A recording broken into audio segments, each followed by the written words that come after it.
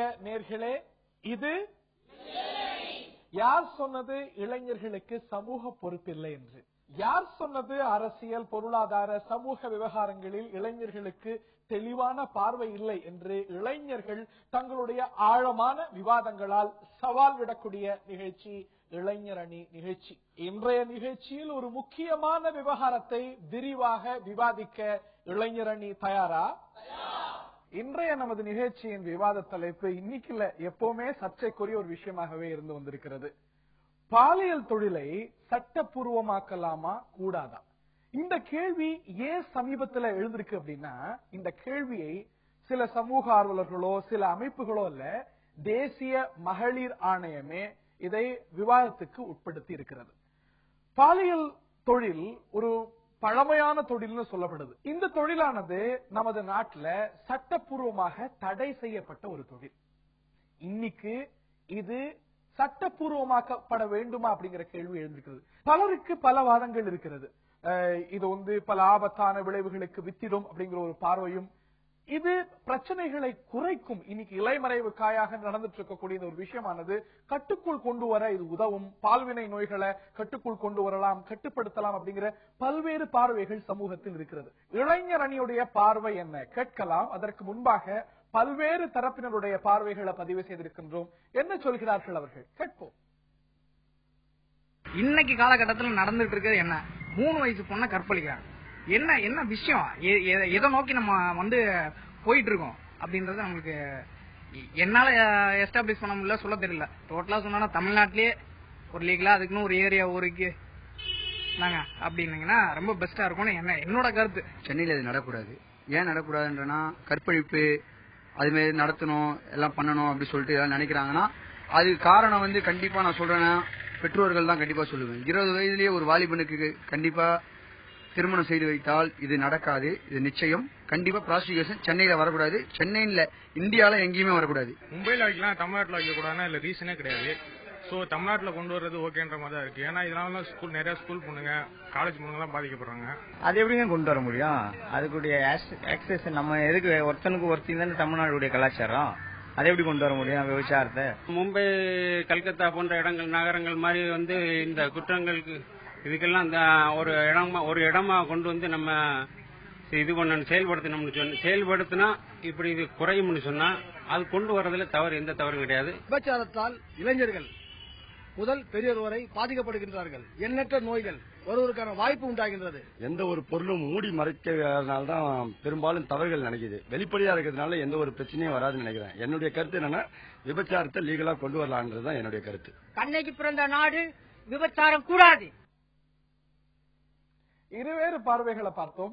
பாலியல் தொழில் சட்டப்பூர்வமாக்கப்பட வேண்டுமா கூடாதா? இந்த நிலையில் இது வந்தா என்ன தப்பு, சட்டப்பூர்வமாக்கினா என்ன தப்பு அப்படிங்கிற ஒரு பார்வையும், இல்லை இது கூடாது, மோசமான விளைவுகளுக்கு வித்திடும் அப்படிங்கிற இருவேறு பார்வைகளை கொண்ட அணியினர் வந்திருக்கிறார்கள். நான் உங்கள்கிட்ட இருந்து ஆரம்பிக்கணும்னு நினைக்கிறேன். இந்தியாவை பொறுத்த வரைக்கும் எவ்வளவு கற்பழிப்புகள் ஒரு வருஷத்துக்கு நடக்குது?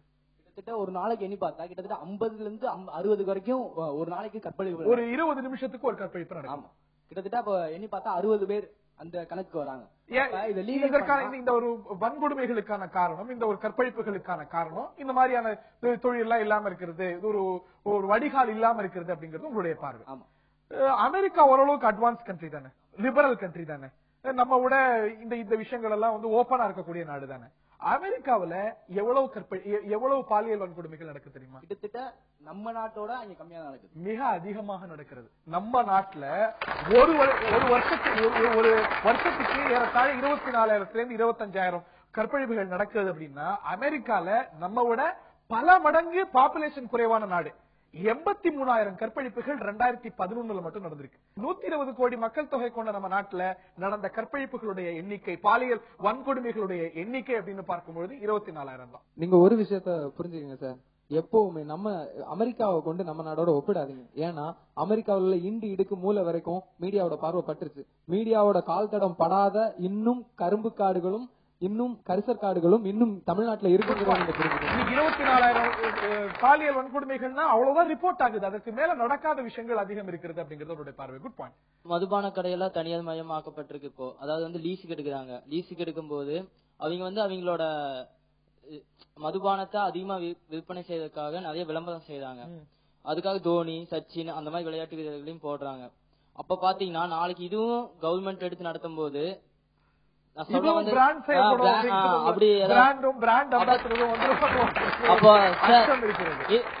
தனியார் மயமாக்கப்பட்டுச்சுன்னா டிவி எல்லாமே பாக்குறாங்க. இப்போ சின்ன வயசுல 4 வயசு குழந்தைல இருந்து எல்லாமே டிவி பாக்குறாங்க.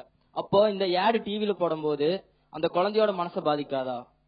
இல்ல இந்த அளவுக்கு அதீதமா யோசிக்கணுமா? இன்னைக்கு இந்த தொழில் அனுமதிக்கப்பட்ட நாடுகள் எல்லாம் கூட இது வந்து ஆட் எல்லாம் கொடுத்து பிராண்ட் அம்பாசிடர். ஆனா நம்ம நாடு அப்படி இல்லைங்க சார். எதுவா இருந்தாலும் ஒரு விளம்பரம். நான் ஒரு கட்சியே எலெக்ஷன்ல நின்று ஓட்டு கேட்கணும், அதுக்கு ஒரு விளம்பரம் தேவைப்படுது இல்லைங்க. எல்லா இன்பமும் எல்லா சுகமும் வந்து எனக்கு தேவையா இருக்கலாம். அதுக்காக வந்து திறந்து விடும்போது ஆக்சஸ் பெருகி விடும்போது சமூகத்துக்கு என்ன மாதிரியான பாதிப்பு ஏற்படுது? உதாரணத்துக்கு மதுக்கடைகள் திறந்திருக்கிறதுனால அதிகமா இருக்கிறதுனால ஏற்படக்கூடிய விளைவு, இல்ல மற்ற பொருட்கள் வந்து அதிகமா கிடைக்கிறதுனால இருக்கக்கூடிய விளைவு, ஒரு கட்டுக்கடங்காம இது ஒரு போயிடும் அப்படிங்கிற எண்ணம் தான் அதிகமா இருக்கு. ஊக்குவிப்பதுங்கிறது வேற, இதை வந்து நடைமுறைப்படுத்துறது வேற. அது நடைமுறைப்படுத்துறதுக்கு ஒரு அரசாங்கம் ஒரு சட்டத்தை போட்டு ஒரு விஷயத்தை நடைமுறைப்படுத்துறதுங்கிறப்போ அதுல உள்ள சாதக பாதக விஷயங்களை ஆராய்ஞ்சுதான் அதை பண்ணுவாங்க. பண்றப்போ நீங்க வந்து அதுக்கான சில வரையறைகளை வைக்கணும், அதுக்கான சில உத்திகளை கையாண்டு இந்த விஷயங்கள்னால சமூகத்துக்கு என்ன நலன் அப்படிங்கிற விஷயத்துல அந்த கண்ணோட்டத்துக்குள்ளாடி நம்ம இந்த விஷயத்தை அணுகணும்னா பாலியல் குற்றங்கள் குறைவதற்கு இந்த சட்டம் வந்து சரியான ஒரு சட்டமா இருக்குங்கிறது என்னோட கருத்து. இப்ப வந்து திருமணம் என்பது ஒரு கலாச்சார பண்பு. பாலியல் அங்கீகரிச்சிட்டீங்கன்னா திருமணம் சத்தியமா கண்டிப்பா குறைஞ்சிட்டே போகும், லெவல் குறைஞ்சிட்டே போகும். பெண்கள் மீதான கேவலமான பார்வை, பெண்கள்லாம் விளையாட்டு பொருள், இன்னைக்கு என்ன போனா அவ்வளவுதான் அப்படின்ற ஒரு பார்வை ஏற்படும் சமூகத்துல. நிச்சயமாக இது ஒரு குடும்ப அமைப்புகள்ல கலாச்சார ரீதியாக குடும்ப கட்டமைப்புகள்ல மோசமான விளைவுகளை இது ஏற்படுத்துமா அப்படிங்கிற ஒரு கேள்வியும். இன்னைக்கு பாலியல் தொழிலானது சட்டப்பூர்வமாக்கப்பட்டால் மோசமான விளைவுகளை, குறிப்பாக குடும்ப கட்டமைப்புகளை சிதைக்கும் ஆபத்து உண்டு அப்படிங்கிற ஒரு பார்வை இருக்கிறது. இதை தாண்டி இன்னைக்கும் கூட பாலியல் தொழிலானது கணிசமான அளவுக்கு நாடு முழுவதும் இது சட்டப்பூர்வமாக இல்லை என்றாலும் நடந்து கொண்டிருக்கிறது. இது தெரியாமல் ஒரு வரையறைக்கு வராமல் நடப்பதனால் இதனால் பெரிய அளவுக்கு பால்வினை நோய்கள், HIV உள்ளிட்ட பால்வினை நோய்கள் பரவி வருகின்றன. இதை கட்டுப்படுத்த இதை ஒரு லீகல் ஃப்ரேம்வொர்க் உள்ள கொண்டு வந்தால் முடியும் அப்படிங்கிற ஒரு பார்வை இருக்கிறது. அது சரிதான? விவாதிக்கலாம். இளைஞர் அணியில் ஒரு சிறிய இடைவேளைக்கு பின்னால் நேயர்களே.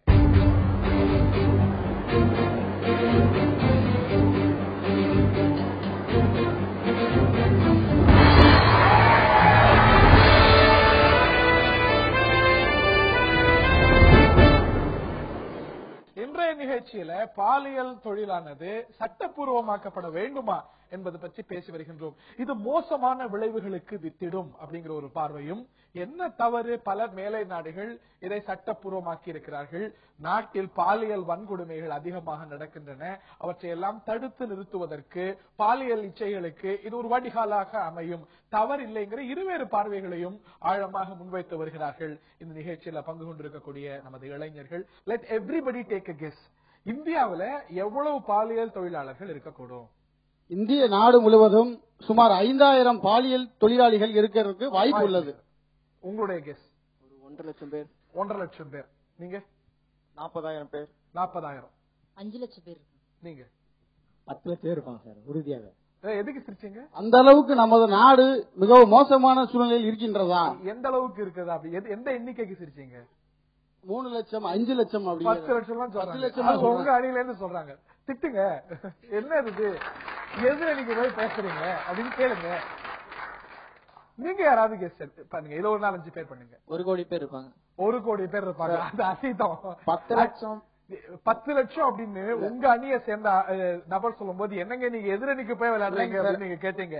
ஆனா உண்மை என்னன்னா ரிலையபிள் எஸ்டிமேட்ஸ் படி பல அமைப்புகள் இதை உறுதிப்படுத்தி இருக்கிறாங்க.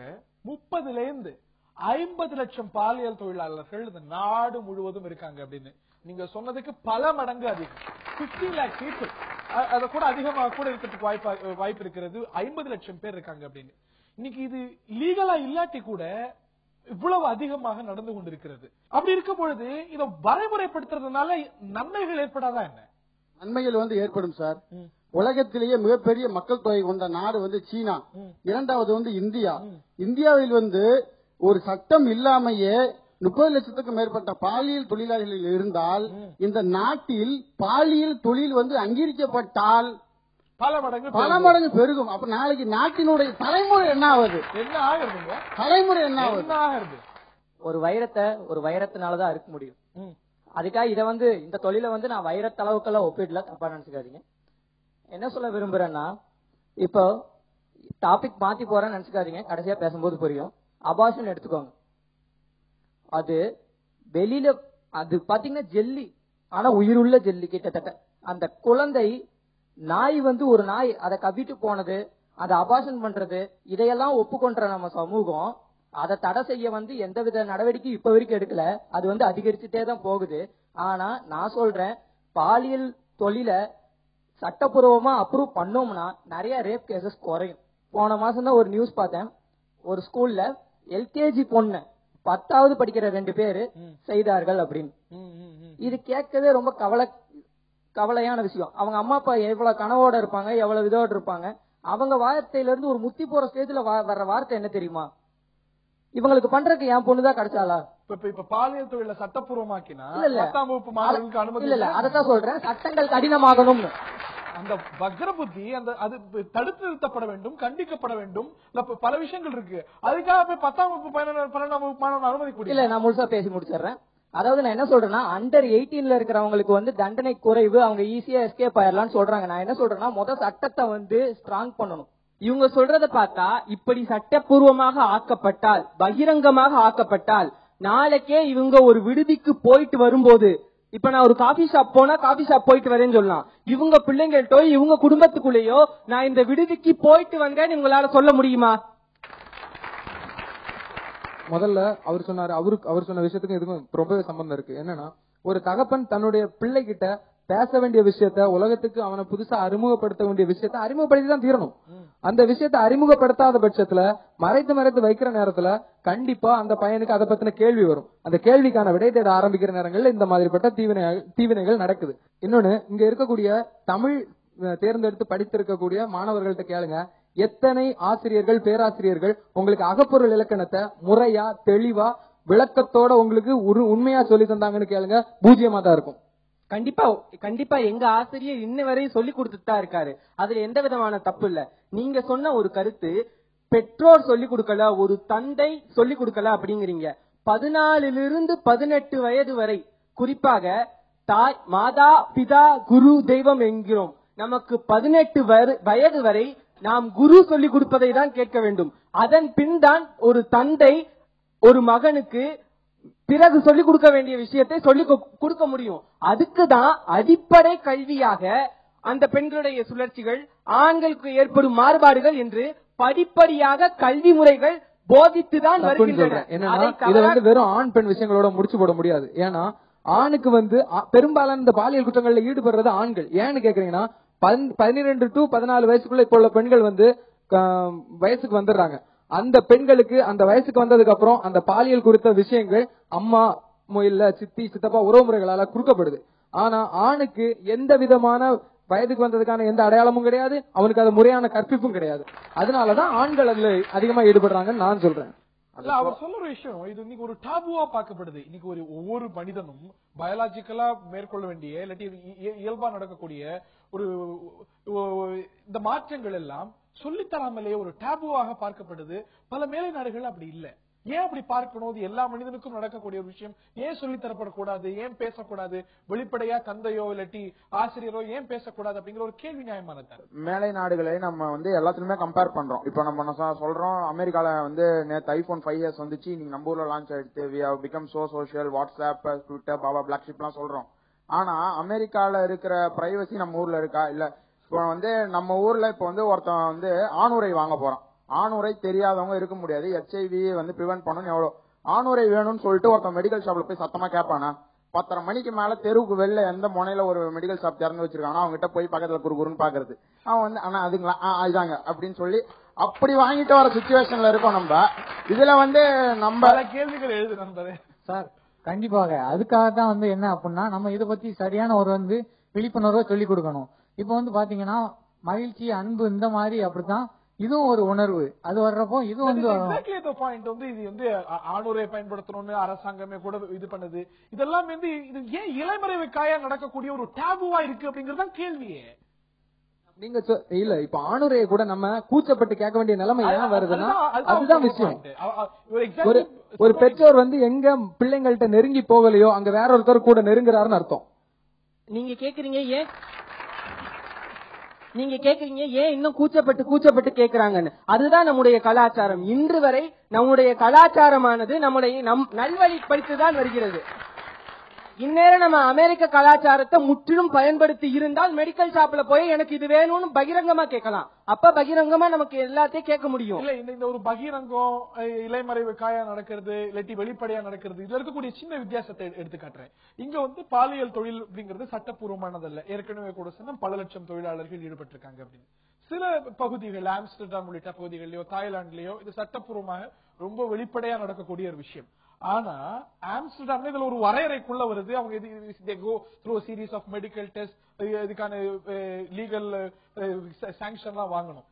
அங்க பாலியல் தொழிலாளர்கள் மத்தியில் இருக்கக்கூடிய பால்வினை நோய்களுடைய பரப்படின்னு பார்த்தா ரொம்ப நெக்லிஜிபிள். ஆனா இங்க இலைமறைவு காயா நடக்கிறதுனால இங்க இந்தியாவில் இருக்கக்கூடிய பாலியல் தொழிலாளர்கள் 40% பேர் HIV உள்ளிட்ட பால்வினை நோய்களால STDஸால பாதிக்கப்பட்டிருக்காங்க. அவங்க வந்து எப்படி அணுகிறது அவங்க யார் என்னங்கிறது கூட அரசாங்கத்தால பண்ண முடியாத போது அவங்களுக்கு தேவைப்படக்கூடிய மெடிக்கல் ஹெல்ப்போ இல்லாட்டி கவுன்சிலிங்கோ கூட கொடுக்க முடியாத ஒரு சூழ்நிலை இன்னைக்கு இருக்கு. பெண்கள் வந்து வரதட்சணை கொடுமை அந்த கொடுமை இந்த கொடுமைன்னு பல பெண்ணடிமை விஷயங்கள் இருந்த நேரத்துல 2006 குடும்ப பாதுகாப்பு சட்டம் அப்படின்னு சொல்லி ஒண்ணு கொண்டு வந்தாங்க. கொண்டு வந்ததுக்கு அப்புறம் ஒரு பெண்ணுக்கு நீதிமன்றத்திலயோ இல்ல வழக்கு மன்றங்கள்லயோ இந்த போலீஸ் நிலையங்கள்லயோ போய் இவன் என்ன வந்து வரதட்சணை கொடுமைப்படுத்துறான் இல்ல என்ன இவன் வந்து வேற ஒரு உறவுக்கு இல்ல எனக்கு இயற்கைக்கு மாறான உறவுகள் இதுக்கு எல்லாத்துக்கும் என்ன தள்ளுறான் உந்துறான் அப்படிங்கிற விஷயத்துக்காக கம்ப்ளைண்ட் கொடுக்க முடியுது. ஆனா ஒரு பாலியல் தொழிலாளி இப்ப சமீபத்துல கூட ஒரு சவுத் ஆப்பிரிக்கன் லேடின்னு நினைக்கிறேன் டெல்லியில வந்து நான் பாலியல் தொழிலாளி தான் ஆனா என் விருப்பத்துக்கு மாறாக என்ன ஒருத்தன் தொட்டான்னு சொல்லி கேஸ் கொடுத்தப்போ போலீஸ் அதை எடுத்துக்கல. எந்த சட்டத்தின் அடிப்படையில நீங்க இதை ஃபைல் பண்ணுவீங்க அப்படின்னு சொல்ற ஒரு குழப்பம் அங்க வந்துச்சு. இதுல சுப்ரீம் கோர்ட்டோட கண்டனத்துக்கு அப்புறம் அதை எடுத்துக்கிட்டாங்க. இந்த நிலைமை மாறணும்னா நம்ம அந்த சட்ட ரீதியை அங்கீகரிச்சு தானே ஆகணும். அப்படின்னா தானே ஒரு பொண்ணு வந்து வெளியே வந்து அதை குற்றமாகவோ இல்ல பாலியல் தொழிலாளிகளுக்கு அது ஒரு பாதுகாப்பாவோ அமையும். இருவேறு பார்வைகள் எழுந்திருக்கின்றன. மேலும் பல கோணங்களும் பல பார்வைகளும் இதில் இருக்க விரிவாக விவாதிப்போம் ஒரு சிறிய இடைவேளைக்கு பின்னால்.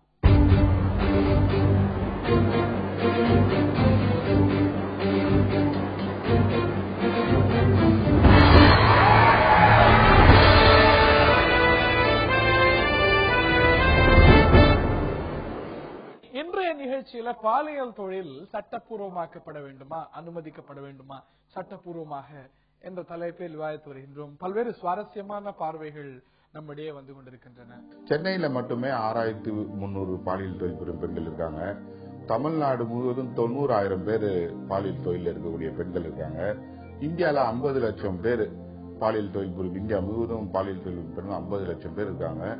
இதையெல்லாம் வந்து ஒரு முடிவு கொண்டு வரணும்னா பாலியல் தொழிலை லீகலைஸ் பண்ணணும். லீகலைஸ் பண்ணா என்ன மாதிரியான பெனிஃபிட் பாலியல் தொழில் புரியும் பெண்களுக்கு கிடைக்கும்னா அவங்களுக்கு எதிர்க்க நடக்கக்கூடிய வயலன்ஸ் அபியூஸ் இல் ட்ரீட்மெண்ட் அதை வந்து வெளியில சொல்ல முடியும். பாலியல் தொழில் புரியும் பெண்கள் குழந்தைகளும் பாலியல் தொழில வராம தடுக்க முடியும். எல்லாத்துக்கும் வறுமைதான் காரணம். காசு இல்லைன்னா எதுவும் இல்லை. அந்த மாதிரி நாங்க எங்கன்னா ஒரு வீடு எடுத்திருக்கோம்னா கூட தேவடியாளுங்க இவளுங்க என் புருஷனை எடுத்துக்குவாங்க என் பிள்ளைங்களை பிடிச்சிக்குவாங்கன்னு வீடு தரது கூட எல்லாரும் ரொம்ப எங்களை பத்தி இது பண்ணாங்க. கட்டி குத்துதான் இல்ல தவிர நிறைய வந்து கஷ்டம் கொடுக்குறது. ஒரு ஆள்கிட்ட போனா 500 ரூபா இருந்தா 300 ரூபா ரூமுக்கு போகும். மிஞ்சி வந்தா ஒரு 50 ரூபாய் வரும். அதான் எங்களுக்கு மிஞ்சு. ஜென்ரலா வந்து வயசுக்கு ஏத்த மாதிரி ரேட்டு உண்டு. வந்து இங்க வந்து 1000 ரூபாய் ஒரு கஸ்டமர் தராங்கன்னா இவங்க என்ன பண்ணுவாங்கன்னா எனக்கு ஒரு 200 ரூபாய் தான் கொடுப்பாங்க. எனக்கு கொஞ்சம் லீகல் பண்ணிட்டாங்களான்னா நிறைய HIV பத்தி அவங்களும் தெரிஞ்சுக்குவாங்க. நாங்க செக்ஸ் ஒர்க்கர் இவ்வளவு இருந்த சின்ன குழந்தைங்க 5 வயசு 3 வயசு குழந்தைங்களை கற்பழிக்கிறாங்க. அதுல இருந்து பண்ணலாம். சட்டம் தான் வந்து அதை வந்து கேர் எடுத்துக்கணும். ஏன்னா நாங்க வந்து ஒண்ணு சும்மா கிடையாது. நாங்க வந்து இந்திய சிட்டிசன். எங்களுக்கு எல்லா உரிமையும் இருக்கு. அப்ப இந்த உரிமையை எங்களுக்கு கொடுக்கணும். நாங்க முக்கியமா வேலை செய்யறத பெண் குழந்தைகளை கடத்தப்படுறத வந்து தடுக்கணும். ஏன்னா கடத்தி கொண்டுட்டு போய் பண்ணாகட்டும் குழந்தை ஆகட்டும் அவங்க தடுக்கப்படுறாங்க.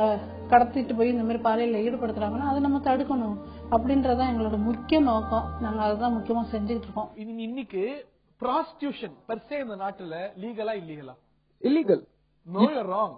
ஒரு தனி மனிதன் இன்னொரு தனி மனிதனோட செய்யக்கூடிய, அதுவும் இந்த ஃபார் பினான்சியல் ரீசன் கமர்ஷியல் பெனிஃபிட்ஸோடு வேற எந்த ஒரு புற நபர்களும் இல்லாம செய்யக்கூடிய prostitution per se is legal in India.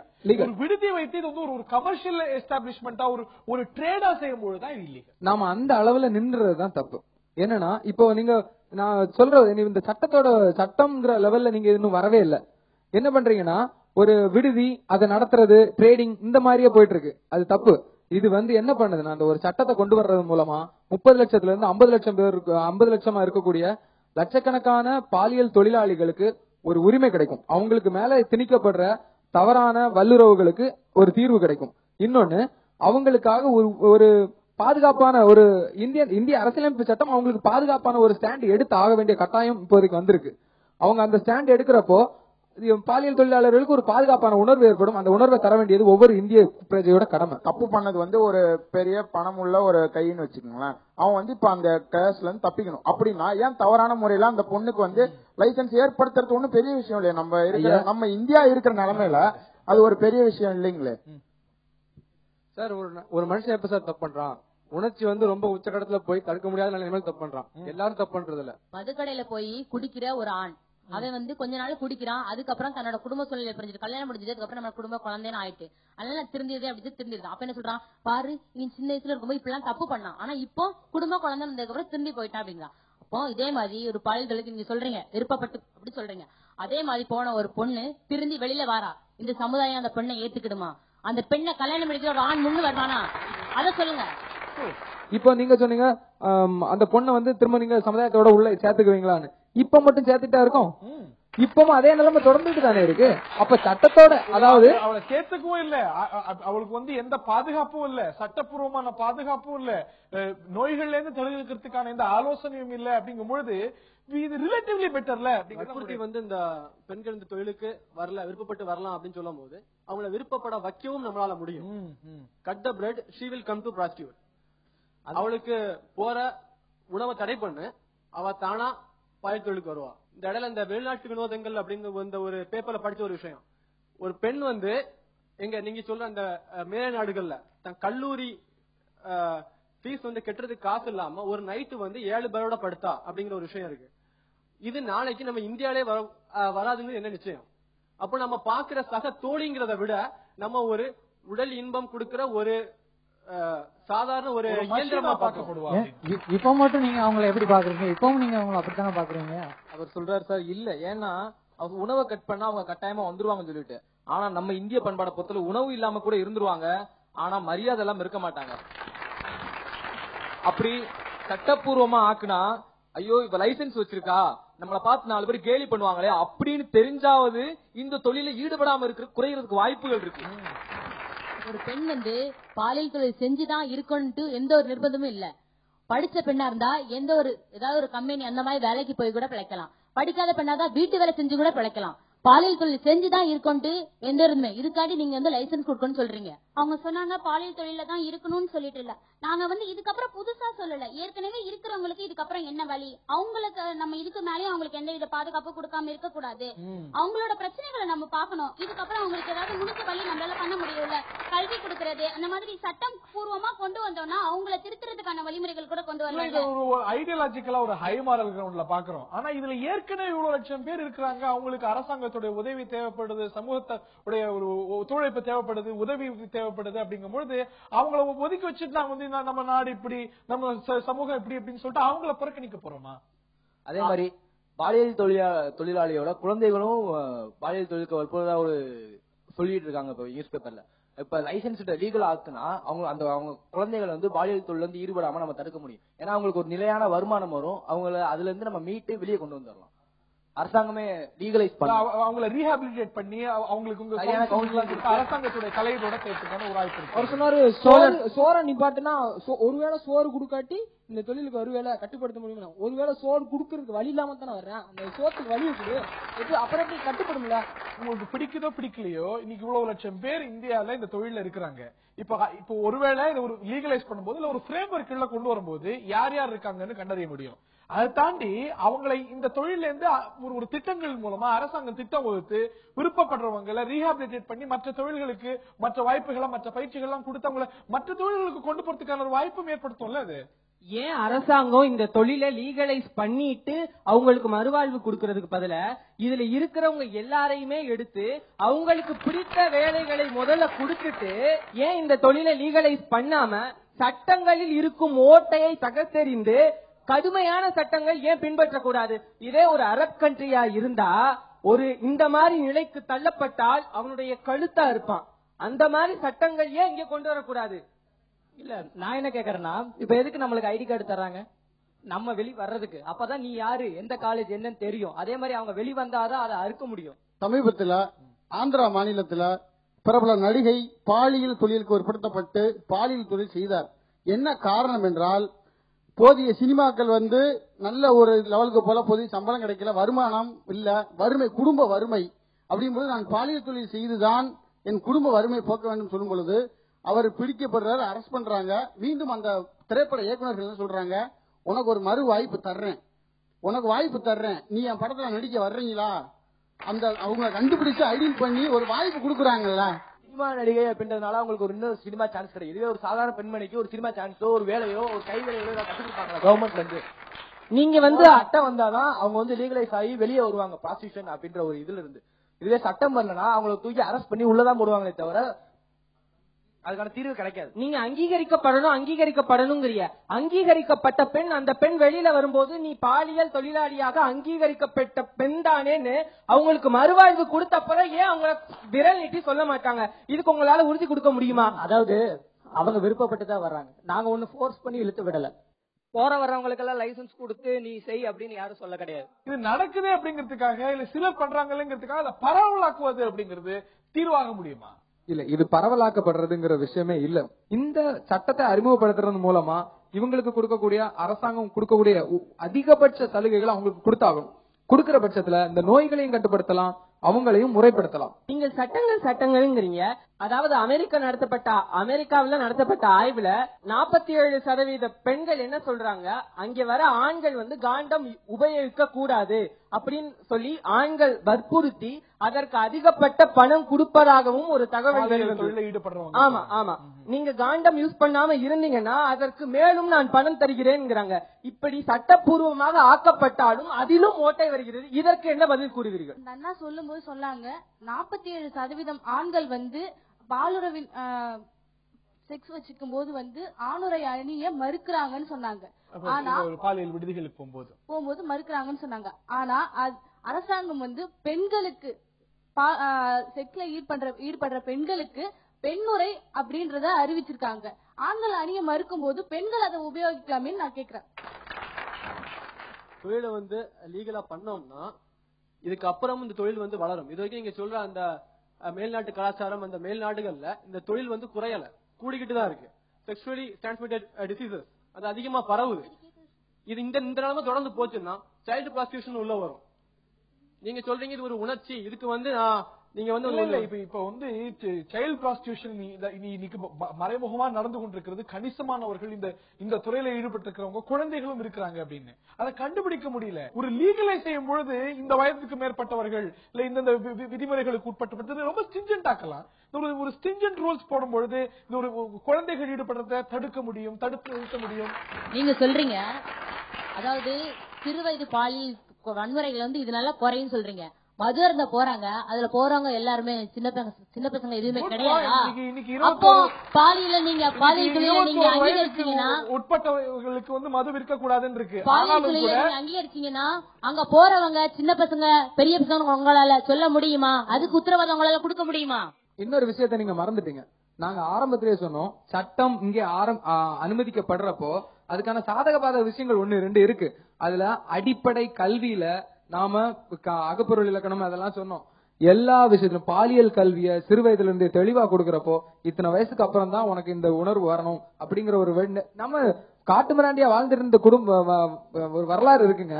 அந்த வரலாறை தாண்டி நம்ம இன்னைக்கு இவ்வளவுக்கு பக்குவப்பட்டிருக்கோம்னா கல்வியில இருந்து தான் அந்த மாற்றம் உருவாச்சு. நம்ம அந்த கல்வியில அந்த மாற்றத்தை கொண்டு வந்ததுக்கு அப்புறம் தான் இந்த சட்டம் வந்து சக்சஸ்ஃபுல் ஆகும். இந்தியாவில எந்த சட்டமுமே ஓட்டை இல்லாத சட்டம் கிடையாது. ஓட்டையில நிரப்ப வேண்டியது அரசாங்கத்தோட கடமை. நிச்சயமாக இருவேறு பார்வைகள் எழுந்திருக்கின்றன. மேலும் பல்வேறு கோணங்கள், பல்வேறு பார்வைகள் காத்திருக்கின்றன. ஒரு சிறிய இடைவேளைக்கு பின்னாலேகளே.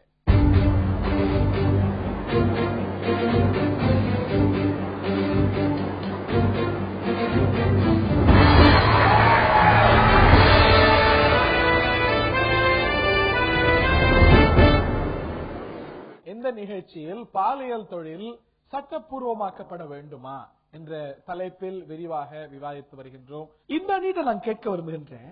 நீங்க நிறைய படிச்சிருப்பீங்க. இந்த பல பாலியல் தொழிலாளர்கள் சில பேர் சுயசரித்தை கூட எழுதியிருக்காங்க. கணவன்மாரே இல்லாட்டி உறவினர்களே இல்ல சகோதரர்களே எவ்வளவு பெண்கள் இந்த துறைக்கு தள்ளி இருக்கிறாங்க தெரியுமா?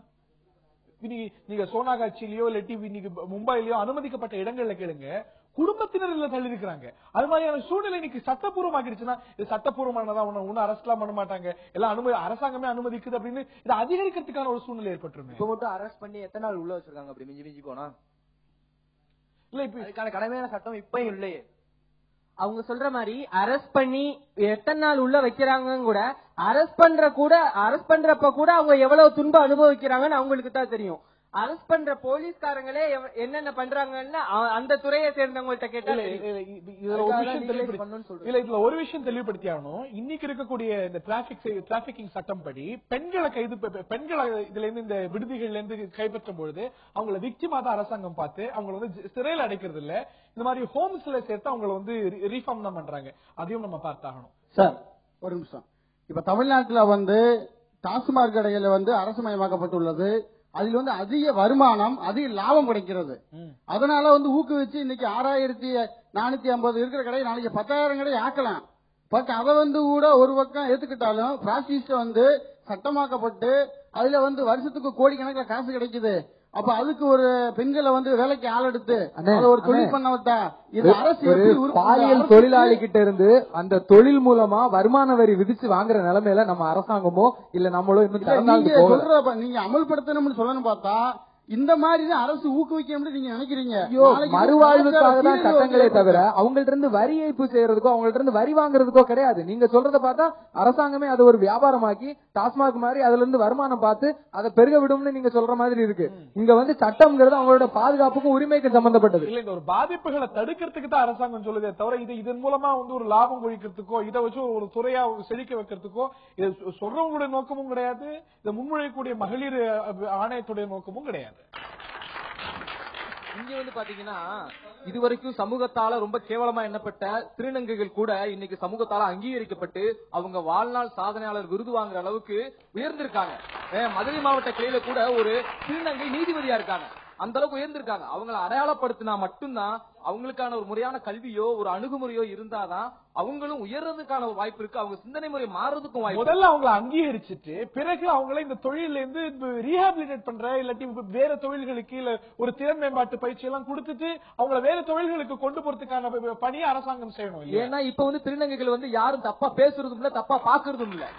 திருநங்கைகள் யாரும் தப்பா இருந்தவங்க தப்பா இருக்கல. அவங்க ஃபர்ஸ்ட் தப்பா இல்ல, அவங்க வந்து ஒரு ஒதுக்கப்பட்ட ஒரு பாலினமா தான் இருந்தாலே தவிர அவங்க தப்பு பண்ணல. உண்மை என்னன்னா ஒரு கசப்பான உண்மை என்னன்னா வேற வழி இல்லாம பல திருநங்கைகள் பாலியல் தொழிலுக்கு தள்ளப்பட்டவங்க தான்.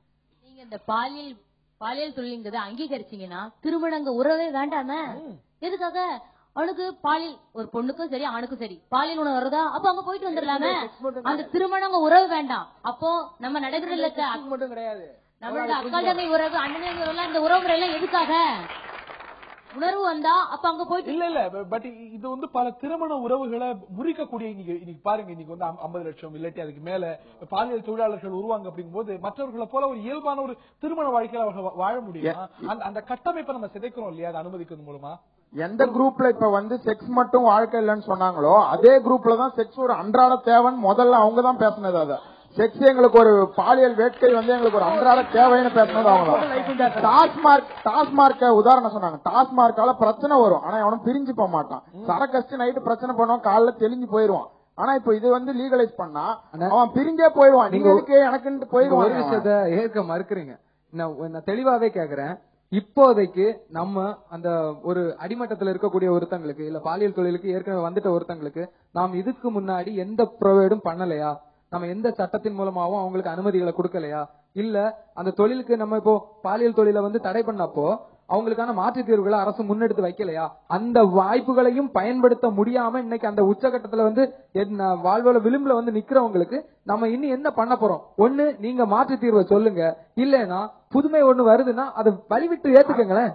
அரசு வந்து ஒத்துழைக்கலன்னு சொல்றாங்க. ஆனா பல என்ஜிஓஸ் இந்த மாதிரி பாலியல் தொழில் செய்யறவங்களுக்கு அனைத்து பாலியல் கல்வியில இருந்து அனைத்து அரசாங்கம் போனா அவங்க பயந்து ஓடுறாங்க. அரசாங்கமும் மீடியாவும் ஒன்று கூடுது. அரசாங்கத்துக்கு தெரிஞ்சா உடனே மீடியால வருது. மீடியால வந்தா அவங்க பாதிக்கப்படுறாங்க. சொசைட்டில அவங்க வந்து பின்தள்ளப்படுறாங்க. அதனால அரசாங்கம் போனா அவங்க ஒதுங்குறாங்க. என்ஜிஓஸ்னா இப்ப என்ஜிஓஸ்ன்ற நான் ஒரு என்ஜிஓ, நான் சாதாரணமா போய் அவங்க கிட்ட பழகலாம். இதே நான் ஒரு அரசாங்க உடையில அதிகாரின்ற போய் அவங்க கிட்ட பேசலாம், அவங்க பதுங்குவாங்க. அவர் சொல்றதுல ஒரு பாயிண்ட் இருக்குது. இன்னைக்கு கூட இன்னைக்கு வந்து ஒரு நடிகை பாலியல் தொழிலில் செய்து சிக்கினார், கைது செய்யப்பட்டார் அப்படிங்கும்போது அவருடைய பெயரோ முகமோ வருகிறது, அதிகமாக விளம்பரப்படுத்தப்படுகிறது, அமைப்புகளால சொல்லப்படுது, பரவலாக வருது. ஆனா அது கூட போன யார் அப்படின்னு வெளியில வருது கிடையாது. Is he also not the part of the crime? இன்னைக்கு குற்றம் அப்படின்னு சொல்லும் போது அதுல பயனடையக்கூடிய ஆணும் is a partner in the crime. ஆக இது இருந்தாலும் சட்டப்பூர்வமாக இருந்தாலும் இல்லாட்டியும் பாதிக்கப்படுவது பெண்கள் தானே. இத வந்து சட்டமாக்கும் போது ஒரு கேஸ் நீங்க ஃபைல் பண்றீங்க, ஒரு இதுல பிடிச்சிருக்கீங்கன்னா அந்த பாலியல் தொழில ஈடுபட்டு இருந்த ஒரு பெண்ணுக்கு லைசன்ஸ் இருக்கிறப்போ நீங்க அவங்க யார் கூட இருந்தாங்க அந்த லிஸ்ட் எல்லாம் நீங்க எடுப்பீங்க. முதல்ல ஒரு மீடியா வந்து அந்த விஷயத்தை கவரேஜ் பண்றப்போ இந்த சட்டம் இருக்கு, இந்த சட்டத்துக்கு இவங்க உட்பட்டு செயல்படலன்னு சொல்லிதான் அவங்க மேல நம்ம குற்றச்சாட்டுகளை வைக்க முடியும். இப்ப 19 நம்ம அவங்க மேல குற்றச்சாட்டுகளை வைக்க முடியாது, அவங்க ஈஸியா நழுவி போயிருவாங்க. எத்தனை 5 ஸ்டார் ஹோட்டல்ஸ்ல ரேப் நடந்திருக்குன்னு உங்களால சொல்ல முடியுமா? முடியாது. ஆனா நடக்கலன்னு சொல்ல முடியாது. ஏன்னா அதுக்கு வெளிச்சத்துக்கு வர்றதில்ல. பணமும் அரசியல் பலமும் அங்க தடையா நிக்குது. இதை உடைக்கிறதுக்கு சட்டத்தால மட்டும்தான் முடியும். அதாவது பாத்தீங்கன்னா இந்தியா மற்றும் உலகளாவிய நாடுகள் பாத்தீங்கன்னா ஆண் பெண் சமம் அப்படிங்கிறாங்க. இப்போ ஒரு ஆணுக்கு உடல் ரீதியாவோ மன ரீதியாவோ ஸ்ட்ரெஸ் இருந்ததுன்னா ஒரு பெண் கிட்ட போலாம். அதே மாதிரி அந்த பெண்ணுக்கு ஸ்ட்ரெஸ் இருந்தா ஒரு ஆண் கிட்ட போனா அந்த சமுதாயம் ஏத்துக்குமா? நான் ஒண்ணு முடிச்சுக்கிறேன். அப்புறம் அந்த உணர்ச்சி கட்டுப்படுத்த முடியாமதான் அவன் போறான் அப்படிங்கிறாங்க. 5 அறிவு இருக்க நாய்க்கு அந்த உணர்ச்சி கட்டுப்படுத்த முடியாதுன்னா அது நாய்ங்கிறோம். அப்ப அந்த நாய்க்கு நம்மளுக்கு என்ன வித்தியாசம்? அதாவது ஒரு விஷயங்க, மனுஷன் எப்பவுமே 100% மனுஷனா இருக்கிறது கிடையாது. தன்னுடைய உணர்ச்சி பெருக்குனால ஒருத்தன் அரக்கனா கூட மாறுறான். நீங்க இத வந்து வெறும் பாலியல் விஷயங்களுக்கு மட்டுமே தன்மை அதிகரிக்கணுமா இல்லாட்டி அந்த விலங்கு தன்மை? இது வந்து வெறும் சட்டம் பத்தின விஷயம் கிடையாது. இது ஒரு கூட்டு முயற்சி. இது வந்து அடிப்படையா பல விஷயங்கள் நம்ம கவனம் செலுத்தணும். முதல்ல கல்வியில கொடுக்கும் போதே ஒரு மனுஷத்தன்மை நீங்க அவன் மேல அவனுக்கு ஊட்டுறீங்க. அதையும் மீறி அவன் தப்பு பண்ண வர்றான்னா அதுக்கு ஒரு வடிகால நீங்க ஏற்படுத்தி தர வேண்டியது கடமை. இந்த உணர்ச்சி பெருக்க கட்டுப்படுத்ததான் நம்ம வந்து சின்ன வயசுல இருந்து மாரல் சயின்ஸ் ஒரு சப்ஜெக்ட் போட்டு நமக்கு சின்ன குழந்தையில இருந்து தம்பி இது பண்ணலாம் இது பண்ணக்கூடாதுன்னு சொல்லி தராங்க. அதுக்கு நமக்கு தேவையான பகுத்தறிவு. மாரல் கல்வின்றதே நீங்க 25 மார்க்கோட முடிச்சீங்க அவ்வளவு. அந்த இல்ல சோசியல் சுற்றுச்சூழல் கல்வின்னு இருக்கு, மாரல் இருக்கு. மார்க்கோட முடிக்கிறதும் முடிக்காததும் அவங்களோட இது. இப்படிதான் பாலியல் கல்வி எல்லாம் முறையா கற்பிக்கப்பட்டிருந்துச்சுன்னா பையனுக்கும் பொண்ணுக்கும் எதிர்பாலினம் குறித்த புரிதல் உண்டாயிருக்கும். இது வெறும் மாரல் கிளாஸ்ன்றது சும்மா ஓபி அடிக்கிறதுக்காக மட்டும்தான் பல பள்ளிகள் நடத்தப்படுது. இன்னொரு தீர்த்துக்காண்டி புரிந்துறதுக்கு மட்டுமே பல பள்ளிகள் நடத்தப்படுதுதான் உண்மை.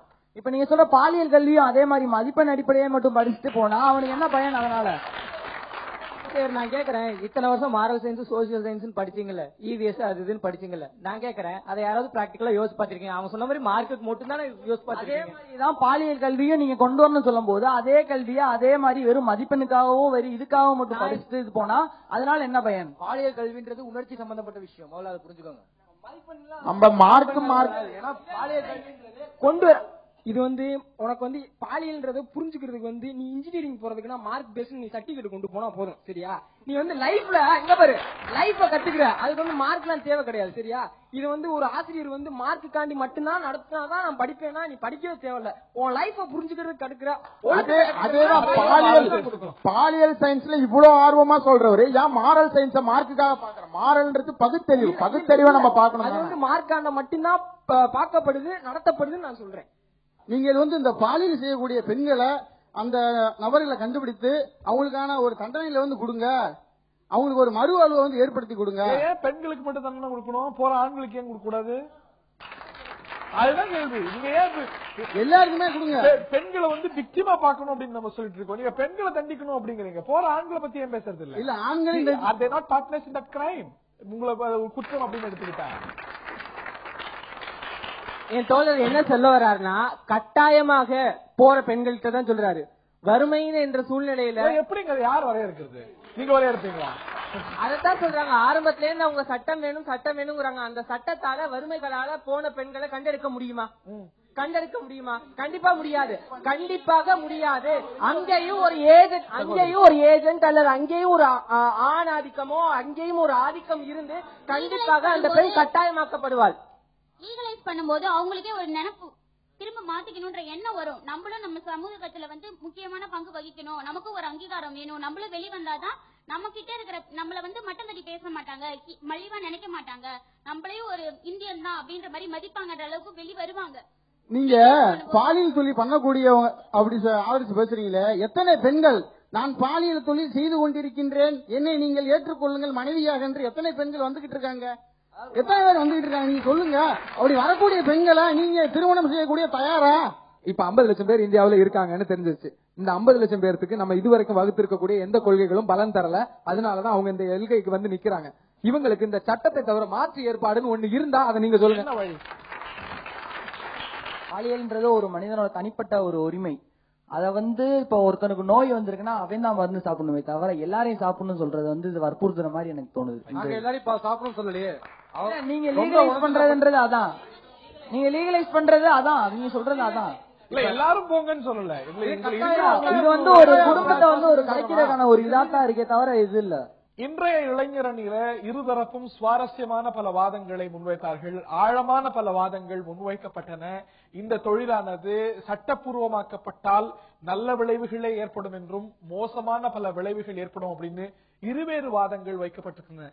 தேசிய அளவிலும் இருவேறு பரந்துபட்ட வாதங்கள் இருக்கின்றன. தேசிய மகளிர் ஆணையமும் இந்த விவகாரத்தை, இந்த கேள்வியை, இந்த ஒரு தொழிலானது பாலியல் தொழிலானது சட்டப்பூர்வமாக்கப்பட வேண்டுமா அப்படிங்கிற விவாதத்தை கிளப்பி இருக்கிறது. உச்ச நீதிமன்றமும் கூட இந்த கேள்வியை எழுப்பி இருக்கிறது. விடை காண வேண்டிய ஒரு விஷயம், ஒரு தீவிரமான விவாதத்துக்கு உட்படுத்தப்பட வேண்டிய விஷயம். ஏனென்றால் இது அனுமதிக்கப்பட்டால் விளைவுகள் என்னவாக இருக்கும், நல்ல விளைவுகள் என்ன, தீய விளைவுகள் என்ன, சாதக பாதக அம்சங்கள் ஒரு லார்ஜர் கன்சென்சஸ்ல, ஒரு கருத்தொற்றுமையின் அடிப்படையில எடுக்கப்பட வேண்டிய ஒரு விஷயம் இது அப்படிங்கறதுல மாற்று கருத்தில்லை. ஒரு தீவிரமான விவாதத்துக்கு உட்படுத்தப்பட வேண்டிய விஷயம் என்பதில் இது மாற்று கருத்தில்லை. பல்வேறு களங்கள்ல விவாதிக்கப்பட்டு ஒரு ஆழமான தெளிவான முடிவு தேசிய அளவில் எடுக்கப்பட வேண்டும். இந்த நிகழ்ச்சியில் பங்கு கொண்ட இளைஞர்களுக்கு இந்த இளைஞர் அணியின் சார்பாக நன்றிகளை தெரிவித்துக் கொள்கின்றோம். மேலும் ஒரு முக்கியமான நிகழ்ச்சியில் மற்றும் ஒரு முக்கியமான தலைப்போடு உங்களை சந்திக்கின்றோம். அதுவரையில் வணக்கம்.